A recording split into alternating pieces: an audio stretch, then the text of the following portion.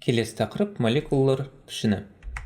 Жалпы молекула пішіні Гиллеспи теориясы деп аталатын ережеге байланысты болады. Гиллеспи теориясы бойынша молекуланың пішіні ондағы байланыстар санымен және орталық атомдағы қалып қойған бос электрон жұптарымен анықталады.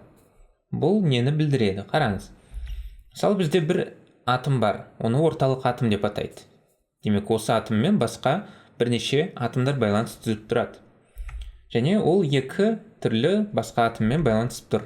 Одан бөлек, осы атомда өзінің екі электрон қалып қойған бос электроны бар. Демек, бір жұп электрон. Енді қараңыз, Гиллеспи теориясы бойынша осы екі атом бір-бірінен тебісіп тұрады. Демек, неғұрлым бір-бірінен алыс орналасуға тырысады.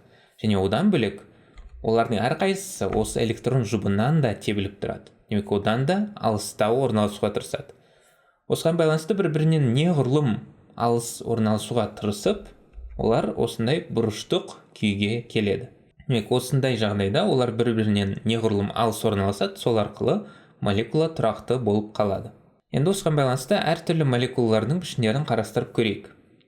Үш атомды молекулаларда төрт түрлі жағдай болуы мүмкін. Демек, екі түрлі пішін, әрқайсында екі түрлі жағдай. Біріншісі сызықтық молекула. Бұл жағдайда жай ғана бір орталық атом және екі атоммен байланысып тұруы мүмкін. Бұл бірінші жағдайы. Бұл жағдайдың мысалы ретінде SO2 молекуласын алсақ болады. Екінші жағдайы ол екі атомнан бөлек тағы орталық атомдағы үш электрон жұбы болуы мүмкін. Бұл жағдай онша жиі кездесе бермейді. Мысал ретінде ксенон фтор 2 деген молекуланы алып көрсек болады. Бұл табиғатта кездеспейді, жай ғана қолдан алынатын молекула. Екінші пішіні ол бұрыштық пішін. Бұл пішін ішінде екі түрлі жағдай болуы мүмкін. Біріншісінде екі атомнан бөлек бір электрон жұбы болады. Осындай молекула мысал ретінде SO2 молекуласын алсақ болады. Екінші жағдайында екі электрон жұбы болады. Оның мысалы кәдімгі су молекуласы, H2O. Келесі төрт атомды молекулалар. Оларда үш түрлі пішін болуы мүмкін. Біріншісі жай ғана үш атоммен байланысып тұрса, ол үш бұрыш түзеді.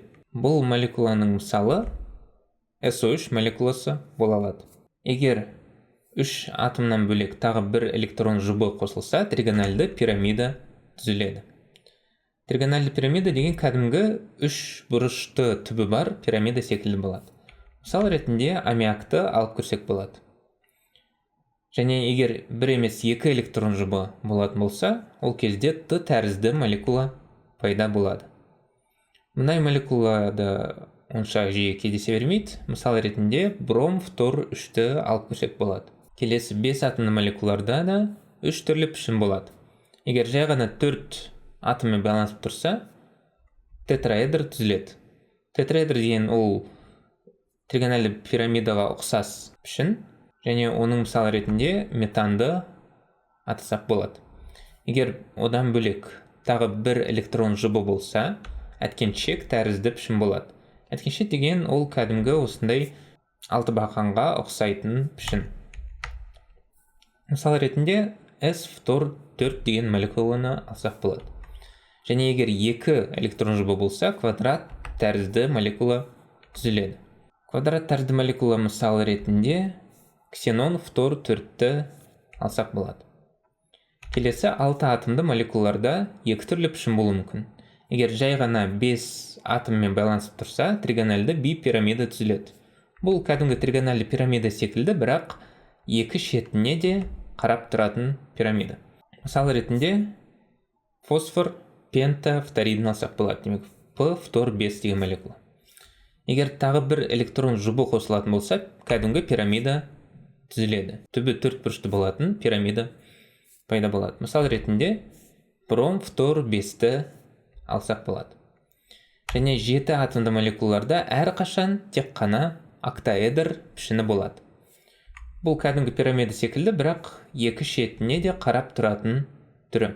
Мысал ретінде S фтор 6 деген молекуланы алуға болады. Келесі видеода осы пішіндерді қалай анықтауға болатынын қарастыратын боламыз.